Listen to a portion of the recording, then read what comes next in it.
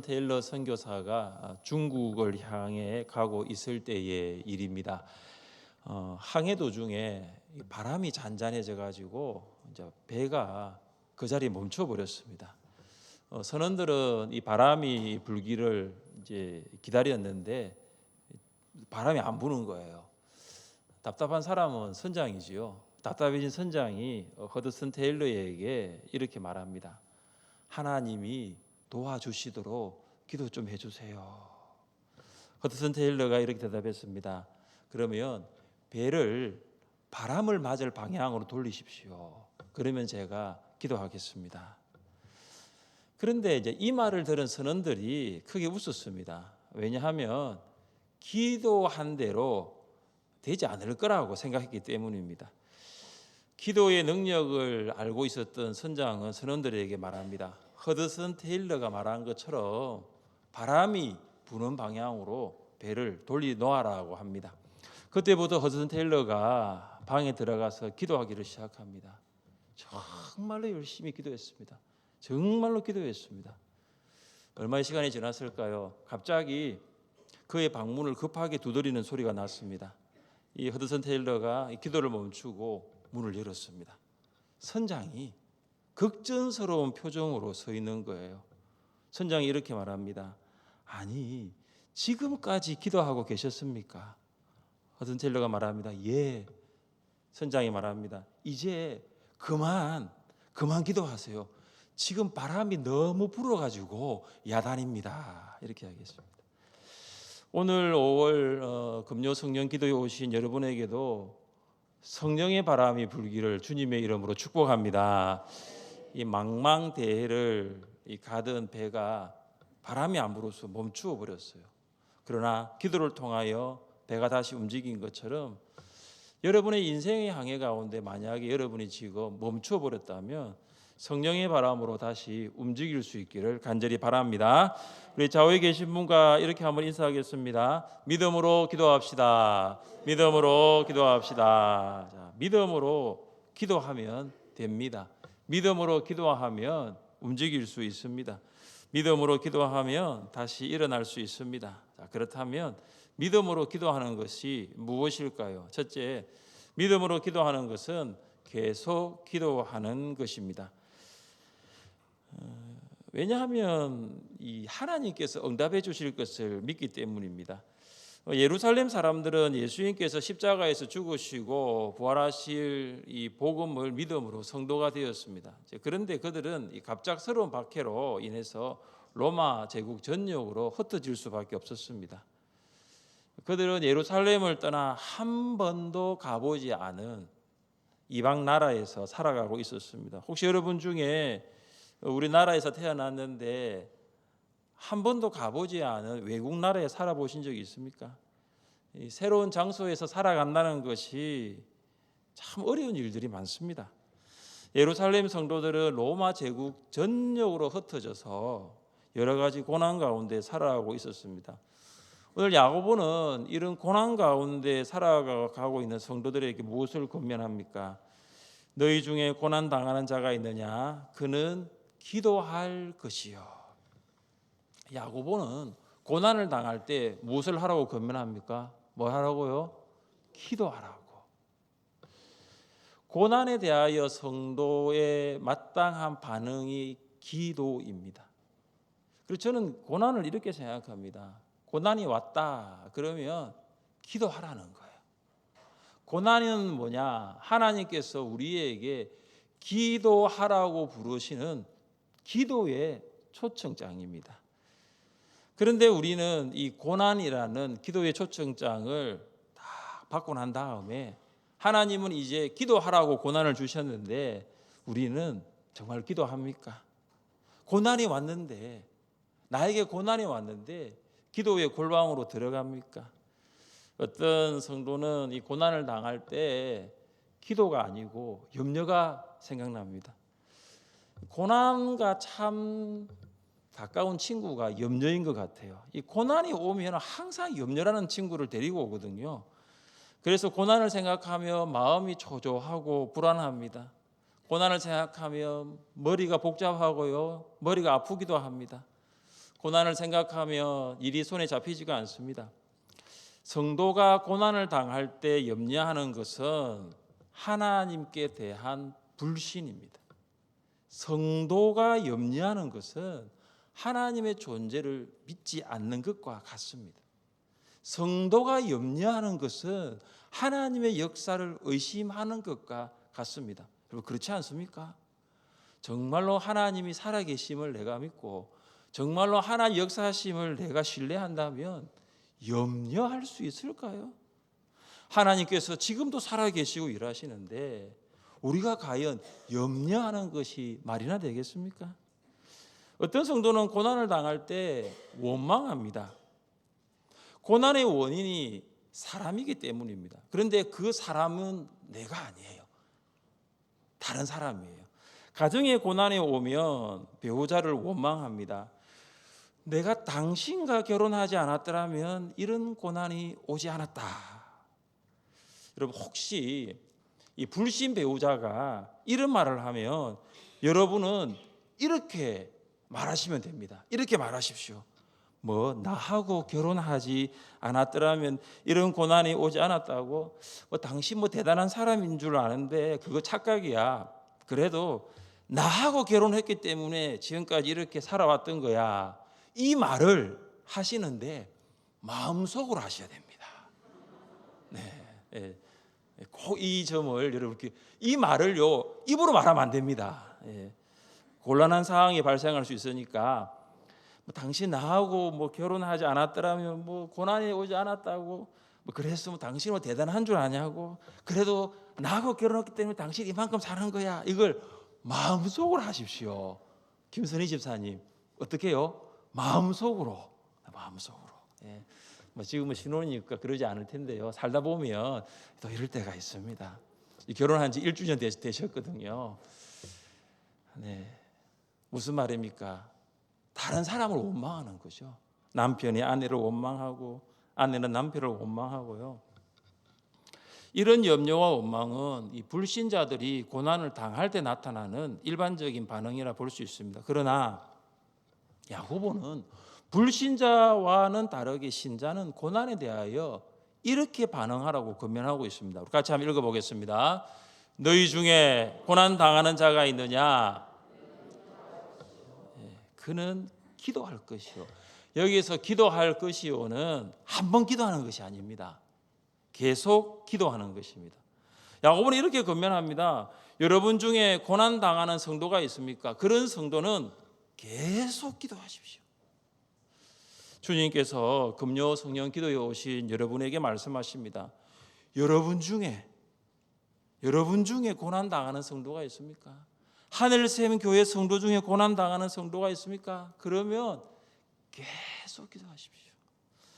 왜 성도는 고난 당할 때 계속 기도해야 할까요? 이유는 아주 간단합니다. 고난이 계속되기 때문이에요. 고난이 계속됩니다.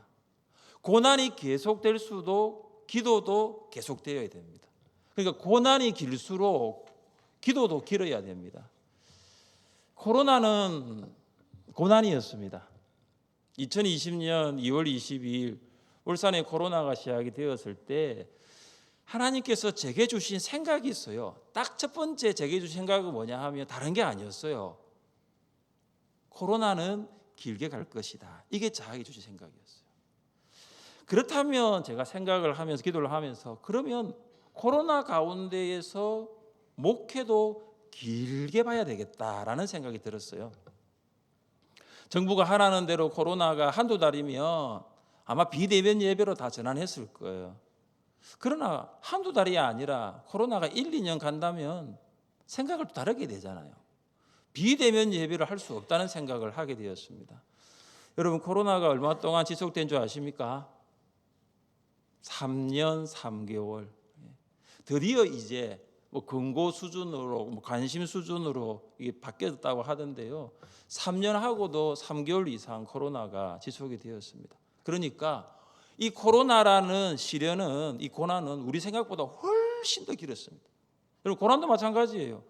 고난도 우리가 생각하는 것보다 훨씬 더 길 수 있습니다.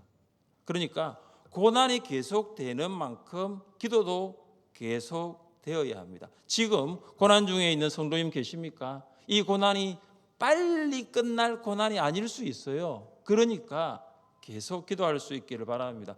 고난 중에 계신 성도님들은 이 말씀을 붙들고 계속하여 기도하십시오. 함께 읽어보겠습니다. 환난 중에 나를 부르라. 내가 너를 건지리니 내가 나를 영화롭게 하리로다. 아멘.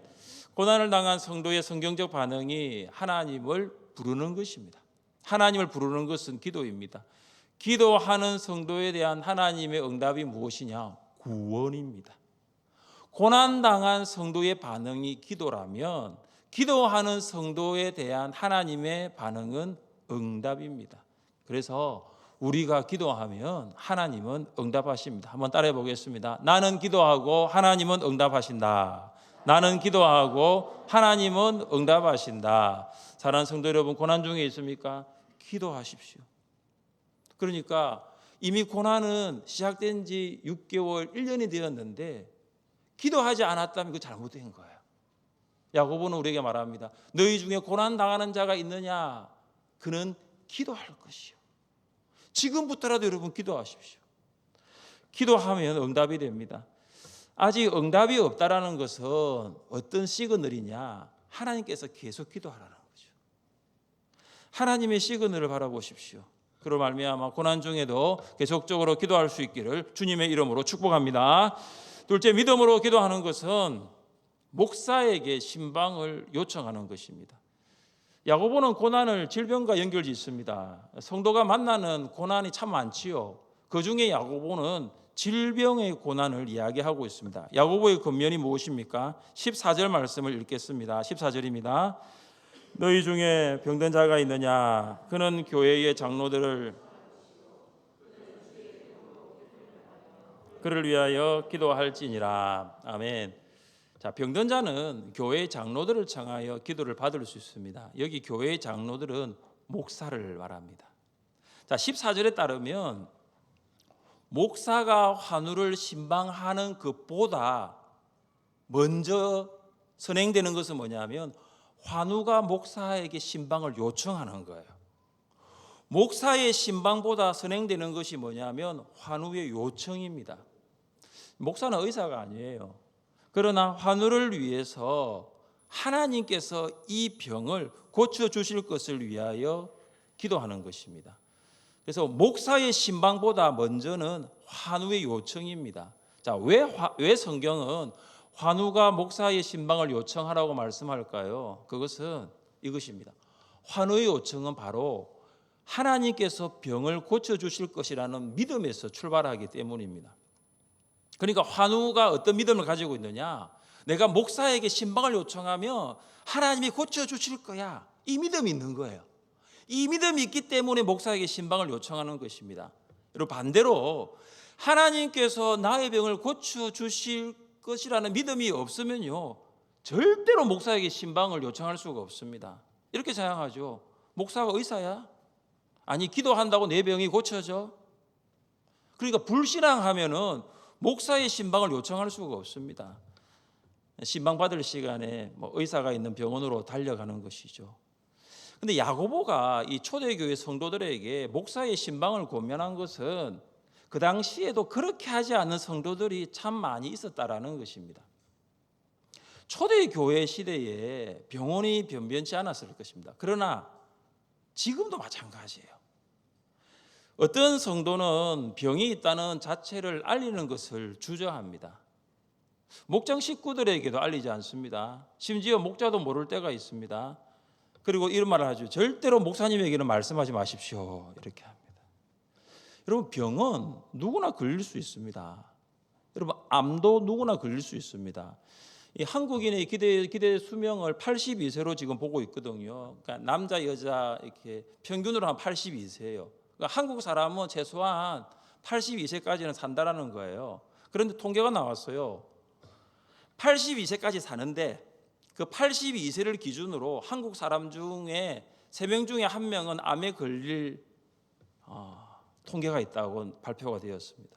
그러니까 여러분, 내가 암에 걸렸던 병에 걸렸던 거 부끄러운 것이 아니에요. 우리 교단에도 마찬가지고 다른 교단에도 마찬가지고 은퇴 이후에 목사님들이 암에 걸린 목사님들 많이 계십니다. 그러니까 사역 중에 암에 안 걸려도 은퇴 이후에도 암에 걸리는 거예요. 그러니까 내가 뭔가 이렇게 암에 걸리든 병에 걸렸다는 것은 부끄러운 일이 아니라는 것이죠. 병은 알려야 합니다. 한번 따라해 보겠습니다. 병은 알려야 합니다. 병은 알려야 합니다. 목자에게 알리고 목사에게 알리는 거죠.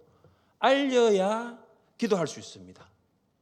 목사는 알아야 기도하지, 그 사람이 어디가 아픈지까지는 알 수가 없어요. 이 사람이 어디가 아픈지, 이 사람이 어디가 안 좋은지는 목사가 어떻게 합니까? 그러나 목사는 알면 기도하거든요.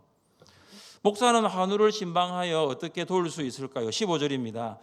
믿음의 기도는 병든 자를 구원하리니 주께서 그를 일으키시리라. 혹시 죄를 범하였을지라도 사심을 받으리라. 자, 여러분 보십시오. 이 15절 말씀, 우리가 15절 말씀을 제가 여러 번 강조도 하고 읽어드렸는데요, 설교 시간에. 자, 15절에서 이 믿음의 기도 있잖아요. 이 믿음의 기도는 누구의 믿음일까요? 환우의 믿음일까요? 아니면 목사의 믿음일까요? 요거 잘 읽어보셔야 됩니다. 믿음의 기도는 환우의 믿음일까요? 목사의 믿음일까요? 자, 성경 해석에 있어서 가장 중요한 것은 문맥입니다. 자, 해석하고자 하는 그 본문이 속해 있는 전후 문맥, 전체 문맥이 굉장히 중요해요. 그러니까 15절을 이해하기 위해서는, 해석하려고 하면은 14절을 봐야 됩니다. 자, 14절과 15절을 연결해 보시면 15절의 믿음은 누구의 믿음인지 나옵니다. 이 15절의 믿음은 환우의 믿음이 아니에요. 이미 환우는요, 믿음을 가지고 있는 거예요. 왜냐? 믿음이 있으니까 목사에게 신방 요청을 한 거거든요. 믿음이 있으니까 목양실을 찾아온 거예요. 믿음이 있으니까 목자에게 알리고 목사님의 신방을 요청한 거잖아요. 이거는 14절에서는 환우의 믿음이에요. 그러나 15절에 믿음의 기도는 병든 자를 하는 이 말씀의 믿음의 기도는 누구냐? 이게 바로 목사의 믿음이에요. 여러분, 누가 목사에게 신방을 요청합니까? 환우죠. 그러니까 환우의 믿음은 이미 목사에게 신방을 요청하는 것이에요. 그 다음 목사의 믿음이에요. 그 다음 목사의 믿음이 뭐냐? 환우를 위하여 기도하는 거예요. 목사는 환우를 위하여 하나님께서 낫게 하실 것을 믿음으로 기도합니다. 목사는 하나님만이 이 병을 고칠 수 있음을 믿음으로 부르짖습니다. 목사는 하나님의 거룩한 도구로 사용되어 환우를 고쳐달라고 믿음으로 간구합니다. 그러니까 목사는 환우가 신방을 요청하면 그 환우를 위해서 기도를 하는 거예요. 전심으로 하나님 역사를 바라보면서 기도하는 것이죠. 최선을 다하여 기도합니다. 그리고 그 기도의 응답은 하나님께 맡기는 거예요. 목사는 하나님의 도구로 쓰임 받을 뿐 기도의 응답은 하나님의 주권에 달려 있음을 믿습니다. 이 목회 현장에서 환우를 위해 기도할 때 하나님께서 낫게 하신 환우들이 참 많습니다. 이 시간 한 두 분 정도 제가 소개하고 싶은데요. 제가 이제 전에 부목사로 있을 때 급하게 신방 요청이 들어와서 울산병원 응급실로 간 적이 있습니다. 사실은 그때 의사조차도 살아날 가능성이 희박하다고 했거든요. 제가 정말로 믿음으로 간절하게 기도했습니다. 그 병실도 아니고 응급실에서 진짜 간절하게 기도했습니다. 아마 그게 응급실에 있는 사람 다 들었을 거예요. 정말로 간절하게 기도했는데 기적적으로 나왔어요. 그리고 이거는 뭐 우리 교회에 계셨던 분인데 황반변성 아시죠? 이게 시력을 잃어가는 이 병이 계신 집사님이 계셨는데 제가 눈에 손을 올리고 간절하게 기도했습니다. 정말 간절하게 기도할 때에 이제 시력을 돌아오진 않았는데 이거는 실명으로 가는 과정이 있으니까 시력이 나빠지는 것이 딱 그 기도하고 난 다음에 딱 멈추어 버렸습니다. 제가 암 수술을 받은 이후에 많은 성도님들이 목양실에 기도받기 위해 오시는데요. 제가 그때 기도하는 것이 이 야고보서 5장 15절 말씀입니다. 믿음의 기도는 이건 환우의 믿음이 아닙니다. 이미 환우가 목사에게 왔다는 것은요, 이미 믿음을 가진 거거든요. 목사님 기도해 주세요. 이미 믿음을 가지고 온 거예요. 그냥 온 게 아니에요. 그러나 15절 말씀은 이 목사의 믿음이에요. 목사가 간절하게 병든 자를 위하여 기도합니다. 그러나 한우를 위하여 기도할 때에 모든 사람이 병이 낫는 것은 아닙니다. 목사는 기도하지만 이 병을 낫게 하시는 분은 하나님이시거든요. 그럼 목사는 믿음으로 기도할 뿐이에요. 그러나 병의 치료는 오직 하나님의 주권에 달려 있습니다. 이 바울은 수없이 많은 한우들을 낫게 했습니다. 정말로 많은 사람들을 바울이 고쳤어요. 그러나 정작 자기의 병은 고치지 못했어요. 우리는 만약 하나님께서 이 바울의 병을 낫게 하셨다면 바울이 참 사역할 때마다 어려움이 없었을 것인데 이런 생각을 할 수 있습니다. 그러나 하나님께서는 바울에게 이런 말씀을 주셨습니다. 같이 한번 읽어보겠습니다. 내 은혜가 내게 족하도다. 이는 내 능력이 약한 데서 온전하여 짐이라. 아멘. 바울이 하나님께서 나의 기도를 듣지 않으셨다는 것을 알고 난 다음에 그가 내가 사역하는 것은 내 능력이 아니구나. 하나님의 능력으로 내가 사역하는구나. 그가 그것을 알았어요. 이것이 바로 은혜입니다. 여러분, 하나님께서 은혜로 바울의 사역을 가능하도록 하셨습니다. 바울처럼 많은 성도들도 한 가지 이상의 약함이 있을 수 있습니다. 그러니까 오랜 시간 동안 많은 기도를 통하여 그 약함을 제거해 달라고 했을 것입니다. 그런데도 시간이 지나도 약함은 그대로 남아 있을 수 있습니다. 여러분, 하나님께서 왜 우리 기도에 응답하지 않으실까요? 그것은 나의 약함을 통하여 하나님의 능력을 온전히 드러내기 위해서입니다. 여러분, 이것을 아는 것이 은혜입니다. 우리는 우리의 강함으로 살아갈 수 없습니다. 우리는 하나님의 능력으로만 살아갈 수 있습니다. 이것을 고백하는 것이 은혜입니다. 그래서 기도 응답도 큰 선물이지요. 기도 응답도 큰 선물입니다. 그러나 기도 응답보다 더 큰 선물이 있습니다. 그것은 하나님의 은혜가 바로 능력이라는 것을 믿는 것. 이것이 더 큰 선물이에요. 여러분, 믿음으로 기도하는 것은 목사에게 신방을 요청하는 것입니다. 지금도 제가 듣기로는 기도를 해야 되는 사람들이 참 많아요. 여러분, 목사에게 기도를 부탁하는 것은요, 하나님이 고쳐주실 것이라는 믿음의 표현이라는 거 아십니까? 여러분, 믿음으로 기도할 수 있기를 주님의 이름으로 축복합니다. 셋째, 믿음으로 기도하는 것은 간절하게 기도하는 것입니다. 야고보는 이 16절 하반절에서 의인의 간구는 역사하는 힘이 크민이라고 말씀합니다. 여러분, 갑자기 16절에서 의인이라고 이렇게 새로운 표현이 나왔는데 여러분, 여기서 의인은 기도하는 사람을 말하고 있는 거예요. 그러니까 기도하는 사람의 간구는 강력한 힘을 발휘한다는 것입니다. 야고보는 기도의 강력한 힘을 한 사람을 통해서 증명합니다. 그 사람이 누구냐? 바로 엘리야입니다. 자, 17절과 18절 말씀을 같이 읽겠습니다. 17절과 18절입니다. 엘리야는 우리와 성정이 같은 사람이로되 땅에 비가 오지 아니하고 다시 기도하니 하늘이 비를 주고 땅이 열매를 맺었느니라. 아멘. 엘리야는 북이스라엘이 영적으로 타락해 가던 시기에 사역을 했습니다. 엘리야의 기도는 비를 그치게 하는 기도였고 또한 엘리야의 기도는 비를 내리게 하는 기도였습니다. 이것은 무엇을 말합니까? 바알이 비를 내리게 하는 분이 아니라 하나님이 비를 내리게 하는 분이라는 사실입니다. 그런데 이 과정에서 엘리야가 하나님께 기도한 태도가 굉장히 중요합니다. 그 기도의 태도가 뭐냐? 간절함이라는 거예요. 같이 한번 말씀을 한번 읽어보겠습니다. 엘리야가 갈멜산 꼭대기로 올라가서 땅에 꿇어 엎드려 그의 얼굴을 무릎 사이에 넣고 그의 사환에게 이르되 올라가 바다 쪽을 바라보라. 그가 올라가 바라보고 말하되 아무것도 없나이다. 이르되 7번까지 다시 가라. 아멘. 엘리야가 기도하였을 때 그가 앉아서 기도한 것이 아니라 무릎을 꿇었다는 것이죠. 엎드려 간절하게 기도했습니다. 얼굴을 무릎 사이에 넣고 기도했습니다. 그리고 엘리야는 한 번, 두 번 기도한 것이 아닙니다. 지중해에 구름이 일어날 때까지 7번까지 하인을 보냅니다. 무슨 말입니까? 간절하게 기도한 거예요. 사람들은 오늘날에 이 엘리야와 같은 기도의 능력을 보기 힘들다라고 말합니다. 여러분, 엘리야와 같은 기도의 능력을 볼 수 없는 이유가 엘리야와 같이 기도하는 사람이 없기 때문이에요. 여러분, 엘리야는 특별한 사람이 아니었습니다. 오늘 본문에도 엘리야는 우리와 성정이 같은, 우리와 똑같은 사람이었습니다. 엘리야는 이세벨을 피해서 180km의 거리를 걸어서 도망칠 정도로 참 연약한 사람이었습니다. 그는 괴로움과 고통을 느끼는 사람이었어요. 여러분, 왜 우리에게 이런 엘리야와 같은 기도의 능력이 나타나지 않을까요? 그것은 엘리야처럼 기도하지 않기 때문에, 엘리야처럼 기도하지 않기 때문이죠.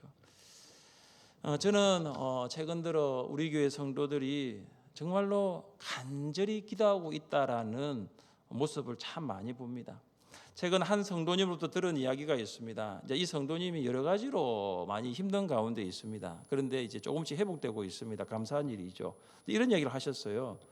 저를 위해서 얼마나 많은 성도님들이 기도하고 있는지를 느끼고 있습니다. 여러분, 이게 같이 기도하면 느낀 게 아니에요. 그 성도님은 너무 힘들어서 함께 기도하는 자리에 없습니다. 그런데 한 공간에 있지 않은데 하늘샘 교회 성도들이 간절하게 기도하는 것을 그 성도가 점점 더 느끼고 있다는 거죠. 간절한 기도가 중보 기도의 대상인 그 성도에게 전달되는 거죠. 여러분, 그게 놀랍지 않습니까? 여러분, 오늘 여기서 기도하시면요, 여러분이 기도하고 있는 그 대상에게 여러분의 이 기도의 간절함이 전달됩니다. 사랑하는 성도 여러분, 믿음으로 기도하는 것은 무엇입니까? 믿음으로 기도하는 것은 한두 번 기도하는 것이 아닙니다. 계속적으로 기도하는 것입니다. 믿음으로 기도하는 것은 목사에게 신방을 요청하는 것입니다. 목사는 병을 고치지 못합니다. 그러나 목사는 하나님께서 목사를 통하여 병을 고칠 수 있다는 것을 믿기 때문에 기도하는 것입니다. 믿음으로 기도하는 것은 간절히 기도하는 것입니다. 여러분, 엘리야처럼 간절하게 오늘 한번 기도해 보십시오. 정말로 간절하게 기도해 보십시오. 그로 말미암아 하나님이 주시는 놀라운 기도 응답의 복을 누리시기를 주님의 이름으로 축복합니다.